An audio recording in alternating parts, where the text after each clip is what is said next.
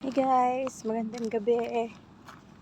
Inutusan tayo maghatid ng bulaklak na may pera. May kasamang pera. Hatid ko daw dito kay Mama Fatma. Kaya ayan, maglalakad sa gabi. Dito lang naman madilim. Pero hindi naman as in madilim. May ilaw din. Malapit lang naman. 5 minutes walking, 10 minutes like that. Ayan. Bigat pala nito. Kahoy kasi. Oh. Kahoy yung lalagyan niya. Ayan. Malikot yung ating camera. Pagpasensyahan nyo na. Pipicturan ko yung bahay.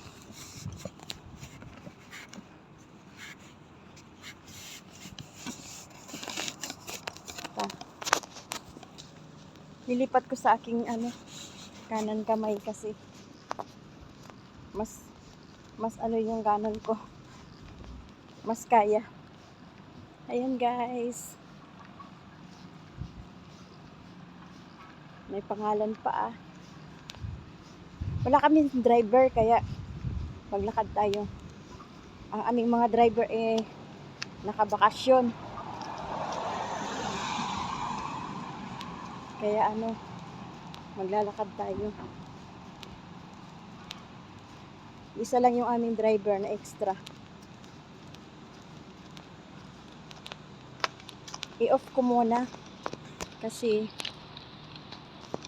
bibidyohan ko yung yung bahay ni Madam. Tapos Madam Fatima. Tapos send ko kay Madam. Close ko muna ha. Dinaanan ko. Nagtagal ako kasi kailangan may mag-receive. Kaya ayan, labas na tayo. Uwi na tayo. Dito tayo dadaan sa kabila. Nandito kay Mama Asya Ayan. Yung maliit na gate ni Mama Asya. Dito ako dadaan kasi may mga doon. May mga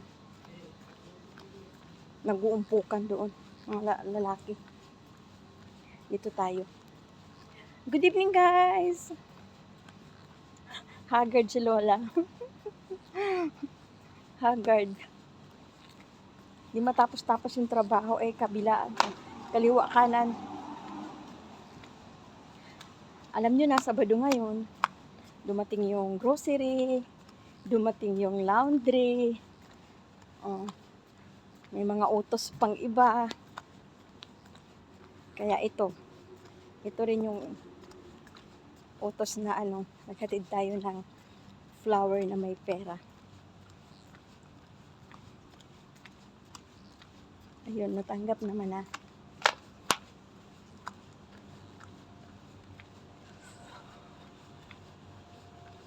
So, uwi na tayo.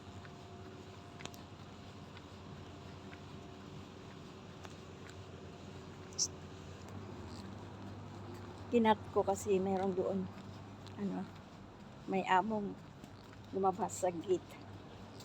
Hindi sila pwedeng mahagip ng camera. Nandun. Dumaan din yung amo ko. Magdi-date na yun sila.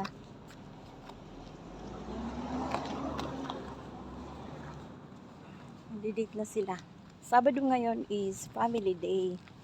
Kaya pagkatapos nilang mag-grocery, sila na kasi ang nag-grocery. Hindi na ipinagkatiwala sa katulong. Kaya sila yung nag-grocery. Mula nung Eid. Before matapos yung Eid, sila na yung 2 weeks before matapos yung Eid, sila na yung nag-grocery. Kasi nga naman nagtataka sila sa bill, palaging mataas. Ngayon talaga mababa ang bill nila. Control. Kung bilhan kami ng isda, pag hindi naman kami binilhan, yan ganyan. Hindi na kami nakakakain ng gulay.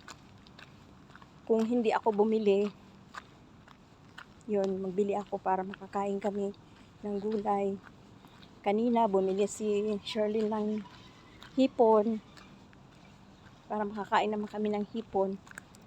Kasi, bibili sila ng hipon. Meron silang schedule na hipon pero hindi naman kami kasali.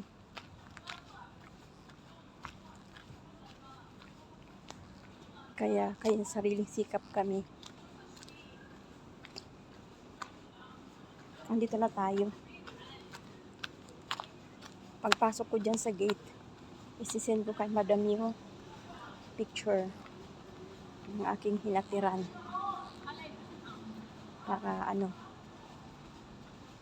Para alam nila na, alam ko yung bahay na sinasabi nila. Sinara ko yung gate. Akit na tayo. Nandito na tayo. Ayan.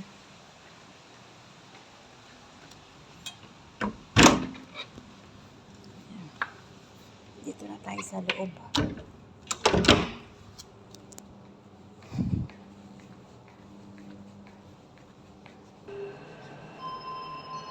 Ayan, basement. Alhamdulillah. Okay.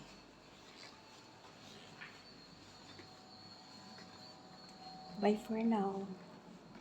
Tapusin ko yung aking trabaho.